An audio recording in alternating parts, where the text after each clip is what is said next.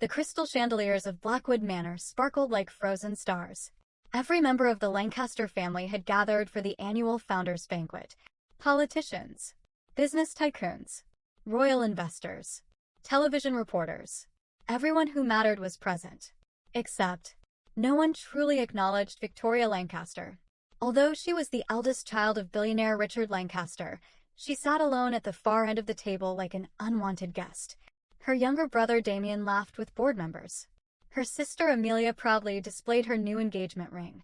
Even the servants treated Victoria like she no longer belonged. No one remembered that 15 years earlier, she had once been the family's brightest star.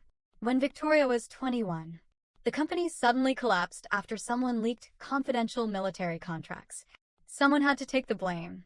The evidence pointed directly toward Victoria. Emails, bank transfers, signed documents.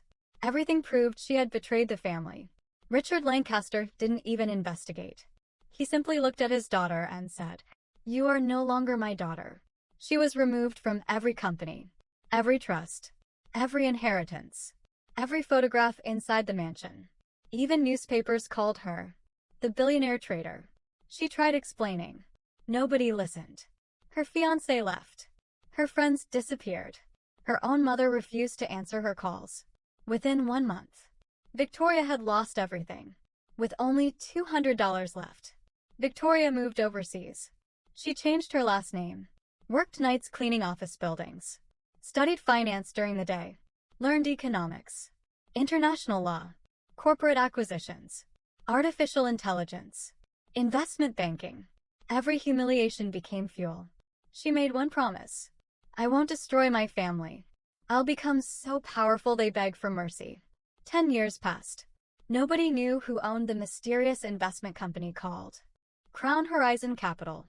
It quietly rescued dying companies, bought bankrupt factories, acquired shipping ports, purchased mining corporations. Its CEO never appeared in public. No interviews, no photographs, no social media. Only one symbol, a silver crown.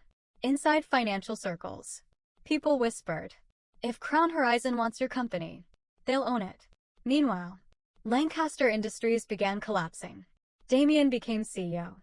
But unlike Victoria, he loved luxury more than leadership. Private jets, supercars, celebrity parties, bad investments. Within 3 years, the company owed billions. Banks refused further loans. Investors fled. Employees resigned. Richard Lancaster aged 20 years in 5. Finally, an international conglomerate offered salvation.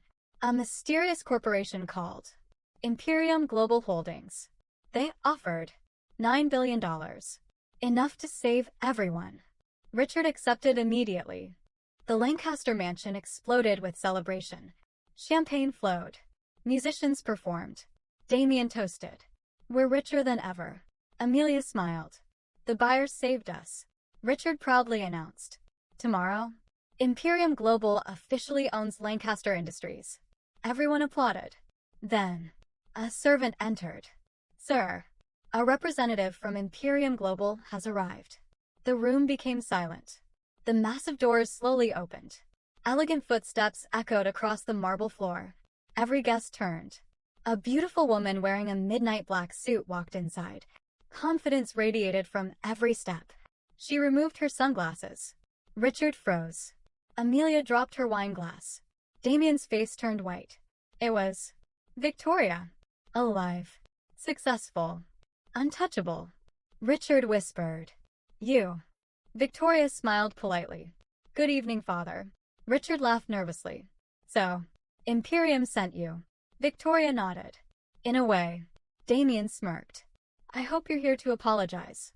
Victoria looked directly into his eyes. "No, I'm here to introduce the owner." Everyone waited. Victoria calmly opened a folder, placed one document on the table, then another, then another. Finally, she said softly, "I am the majority shareholder." The room went completely silent. Richard frowned. "What does that mean?" Victoria smiled. "It means Imperium Global Holdings belongs to me." No one breathed. Richard shouted, "Impossible!" Victoria slid another folder toward him. Inside, A forensic investigation. Recovered emails, bank records, security footage, digital signatures. Everything. The documents proved something horrifying. Damien had framed Victoria 15 years earlier. He leaked the military contracts, forged the evidence, bribed investigators, destroyed his own sister. To become heir. Richard stared at his son. His hands began shaking. Tell me this isn't true. Damien remained silent. Silence was the confession. Richard collapsed into his chair. Tears rolled down his face. I ruined your life. Victoria answered calmly. No. You revealed everyone's true character. She turned toward the lawyers. Execute phase 2. Every executive received new contracts. Employees kept their jobs. Workers received salary increases. Factory pensions were restored. Scholarships were funded. Hospitals reopened. Only one thing changed. Every Lancaster family member was permanently removed from management. Not fired. Simply powerless. Richard looked broken. What about me? Victoria replied. You taught me that actions have consequences. You'll receive exactly what you gave me. Nothing. As Victoria prepared to leave, her elderly grandmother slowly stood. Everyone assumed she suffered from dementia. She smiled, then handed Victoria a small velvet box. Inside was the original ownership seal of Lancaster Industries. She whispered, I always knew you were innocent. I secretly sold my shares years ago, so you could build Crown Horizon. Victoria's eyes filled with tears.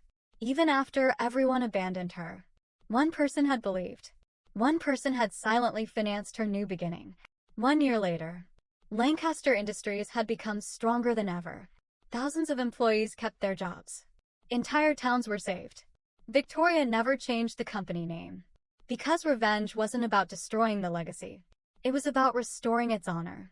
Richard spent his remaining years living quietly in a small countryside home. Damien served prison time for corporate fraud and evidence fabrication. Amelia publicly apologized and devoted her wealth to charity. Every year, on the anniversary of the banquet, Victoria hosted a dinner for every employee. Before raising her glass, she repeated the words that changed her life forever. The greatest revenge isn't making your enemies suffer. It's becoming so successful that the truth defeats them without you lifting a finger.